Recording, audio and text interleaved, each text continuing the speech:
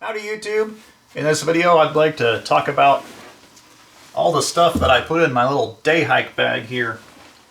I put this bag together because I discovered I was spending just way too much time pulling gear out of my bug out bag, or wishing I just had a really light version of it.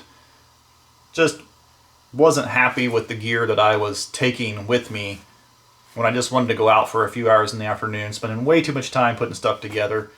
So over the last year I've been buying new equipment to put this day bag together so I can just have all this stuff set up in here. So if I get a few hours in an afternoon, or I find myself with a day free, I can just grab this bag, take off, and I'll be spending a lot more time outside and a lot less time here in the house looking for my stuff and trying to figure out what I want to take with me. Also, if you want to know exactly what I'm taking, I'm going to put a full list with an approximate price in the description below. And also I'd like to add that the way I set this bag up, it would be no problem whatsoever to spend a night. Alright, well, I can imagine this video is going to get pretty long because there's quite a few items in here. And if I only spend a minute talking about each item, that's still going to be a pretty long video. So let's get to it, and hopefully I don't bore you to death. Well, obviously we'll just start out here on the very outside with the pack itself. This is one of the few things I didn't have to buy. I actually bought this bag, I think in the late 90s. I want to say 1998, but that's going far enough back in my memory that I really don't know for sure. But it's just basic outdoor bag, you know, kind of almost like a school backpack type thing. It does have this nice rubberized bottom, which I would highly recommend getting if you go for a backpack, because if you ever set your backpack on the ground and it's wet, you know, the water doesn't get up into your bag. And also that just really helps the bag last a lot longer because the stuff always sitting on the bottom vibrating around, right? So yeah, this is probably about a $30 bag, you know, 22 years ago, and I looked online and you can get a lot of bags for somewhere around 30 bucks now. So nothing's changed there. The first thing that always goes with me when I go outside anymore is this basically cheap UST paracord survival knife with a magnesium and ferro rod combination. I don't know if you can see it, that's got a ferro rod strip in it, and this is magnesium. This knife, I am just absolutely blown away by the quality of it. I actually did a video when I bought this knife saying how impressed I was with it, and a couple years later, I don't know how many years it's been now, several years later, I am still really, really impressed with this thing, and I have been mean to it, trying to break it on purpose. And for comparison, I have not broken this knife, even though I have purposely batoned with it to split wood, which I don't think you should baton with your knife. I'm against that. But I tried batoning with my buck knife, and as you can see here, it broke on the second whack. Not happy at all. So really happy with this knife, and considering it's somewhere around $10. So yeah, really recommend this UST knife actually. But if you can't find that one, Walmart carries this Ozark Trail, basically a knockoff. It's a lot more rounded. The reason I actually don't like it as much is it doesn't fit my hand. My pinky hangs off back here in order to be comfortable. You know, I can't get all my fingers jammed in on that little handle, so it's just a little too small for me. Another item that just always goes with me is a folding saw. I've recently finally was able to buy a Silky saw. Highly recommend going with the Silky brand if you can. This is a Gomboy. I don't remember the exact size. I want to say it's a 210, but could be wrong on that. Oh yeah, it says right there, 210. Can you see that? I hope you can read that. I don't know. Anyway, I just find folding saws to be absolutely essential. I would much rather have a folding saw over a hatchet or an axe any day.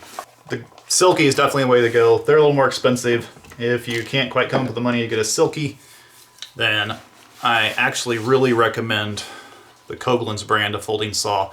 These saws are about $12, and they are actually very good quality too. Well, I'm not really sure about order importance on this one, but it is definitely up there in my top few.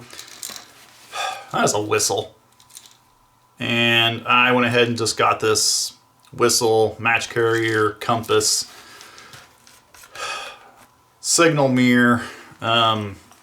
There's even actually a little ferro rod on there that actually does work. I did a video review of this thing. I think it's just called a Survival 5-in-1 tool or something silly, but they're cheap. They're a couple bucks, about $3 now, I think, something like that. And they are totally worth it. However, be sure to check these, make sure they're waterproof before you actually use them, because the first one I bought was not waterproof. But all the others I bought since have been. And I bought a few of these because I have one in the car, one in my bug out bag, one in the camping box. I think I got one from my daughter. One in here now. It's just, yeah. But a whistle, you've got to have a whistle. That's what the big point I'm talking about here. If you don't really think a whistle is that important, I highly recommend you watch the show I Shouldn't Be Alive, because there are several examples given in that show of people that had a whistle. That whistle would get above the wind noise or whatever noise, and it carries a lot further than a voice, and they were found because they had a whistle. A whistle is very important for getting attention. And right up there with stuff you gotta have is a flashlight. And I haven't done a video on these things yet. This is the Helius Sigma 6, and so far I am super impressed with these. I actually bought these for the Get Attention kit that I put together, because this will fit in that little keeper, but I've actually been using it every day. But on dim, which isn't really all that dim, they run for about 4.5 hours, and on bright, which is super bright, they run for about 30 minutes. And they're USB rechargeable. They got a little USB port on them and a red and green LED. I'll let you know if it's charging or done charging. Super lightweight, rechargeable battery. 4.5 hours is a really nice run time. I completely recommend these flashlights. In the last couple of years, these have actually become really high on my list. Our storms have been getting absolutely terrible, and when that front hits, it just kicks up a lot of dirt and grass and just blows stuff around. So a good pair of goggles is just become essential for out here on the plains of Kansas. I don't know if it's getting that way everywhere else, but man, there have been so many times that I've been out hiking and suddenly the wind hits and I literally can't see because the dirt just gets in my eyes, and it's almost dangerous. So, with climate change and all that, protecting your eyes is becoming more and more important. You got to be able to see. These are global vision, UV blockers, and polarized. They are really super nice. I really like these. And in that line of protection, I've been carrying a dust mask with me. Obviously, when the dust is blowing, you want one, but also fires have been getting really out of control in the spring. We've had some just really terrible ones. Dust mask and goggles just seems to be a necessity anymore in our current climate. Emergency poncho. Yeah, I've been caught in the rain too many times to not have a poncho. Gotta have one. I really like this Frogg Toggs one. This is like $5, might be $6. They're super lightweight, and my other one I've had for years at this point. I don't even know how long, and it's still holding up fine. So these are pretty durable. They're pretty cheap. Definitely worth carrying. And of course, I think one of the most important things to have when you're out hiking is food.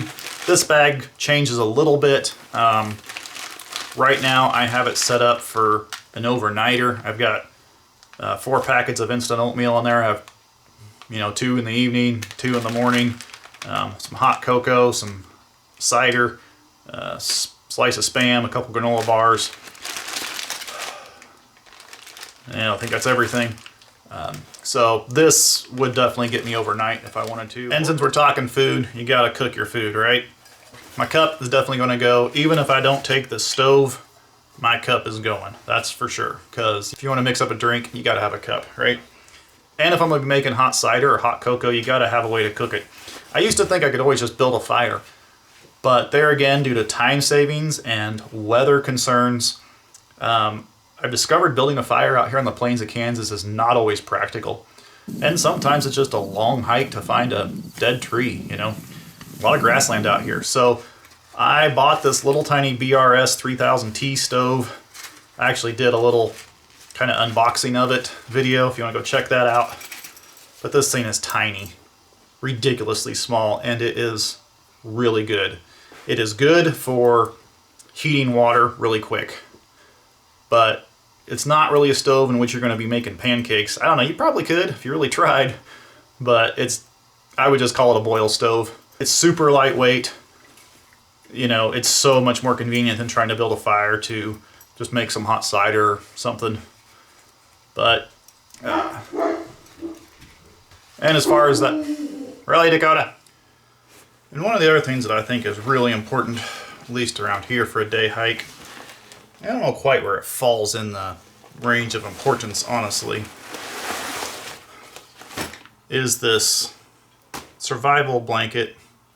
It's not just one of those cheap, thin space blanket things. This thing is actually fairly thick.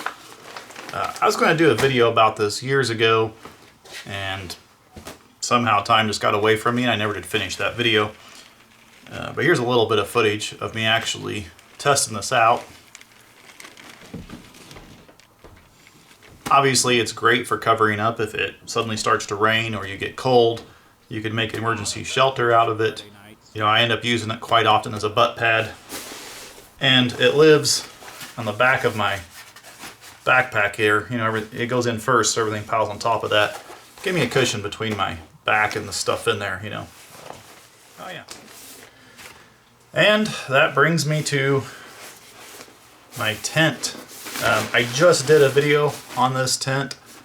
This thing it seems really awesome. I hope it is. I haven't actually spent the night in it yet. I set up my yard, looked at it. So at this point in time, it's kind of hard to say, yeah, it's a good tent. But my first impressions of it is I am really happy with it. It's a River Country Products Trekker tent version 1.0. But the big reason I wanted a tent in my day bag is there have been several times that weather has just come in very unexpectedly in the last few years. You know, I keep saying, well, weather change has inspired me to get this or get that. And it's true. The weather has just been absolutely crazy. So, you know, if you get stuck out there overnight, a tent's going to make life a lot easier. Yeah. So there's a couple other things still left in the bag here. Obviously, a spoon. That should actually probably go higher up on the list. That should go with the cup. And I've got some hot hands, some waterproof Band-Aids. I really specifically like this brand, this NextCare waterproof Band-Aids. And these are some wash towels. I just took 3 out of the bag. The actual package are these base camp wash towels, 20 in a bag like this. I actually bought these for my day job because they're heavier than just a baby wipe. And I like them so darn much, I decided to add some to my day pack. Like I said, I just throw in 3, that's it. You know, you don't need to carry this whole entire bag of 20 for just an outing, right? But being clean, being able to wash yourself, get your hands clean, get your face clean, get your armpits clean, it can be really nice. So definitely really like to have these in there. I carry about 25 feet of paracord. I have to say, I actually prefer to carry 7mm climbing accessory cord instead of paracord, but it's hard to find locally and I keep forgetting to order more. And the only reason I prefer the 7mm accessory cord is because you can rappel double line with it. That just comes from my years and years, 25 years of rock climbing experience now. So, but yeah, I mean, paracord, some little small cord, whatever. Just 25 feet or so is all I need. Plus the knife has the handle, that's paracord, so I could use it if I had to, but you don't need a lot. And you might have realized that there's one thing missing from my day pack, and that is a water filter. I generally don't take a water filter with me because out here in Kansas, our water is either contaminated with hydrogen sulfide or sulfur or some of their chemicals from oil wells, or it is very high in pesticides and fertilizers. So a membrane filter, such as the Sawyer squeeze, will not get that stuff out. This will get, you know, bacteria and gut rot out. So you need a charcoal filter to get rid of the pesticides and fertilizers that's in water. And I'm not even sure if a charcoal filter will get rid of the sulfur stuff that comes from the oil wells that's in water. So I have to do a little more research on that. You know, a lot of times you're looking at a reverse osmosis to actually get our water clean enough to drink out here. It's very sad. So most times it's not even worth taking a filter because even though I filter it, it's not safe to drink. Okay, well, I have talked entirely way too long, so if you ended up watching this entire video, I truly thank you. Anyway, I could talk a lot more about a lot of this stuff, and I might actually make some longer videos on some of these subjects, because I've got a lot of years of experience, and some people want to know, and I really enjoy sharing my experiences with people. So I hope you got a little something out of this, and yeah, that's just a look at my day pack. And thanks for watching. See y'all in the next one.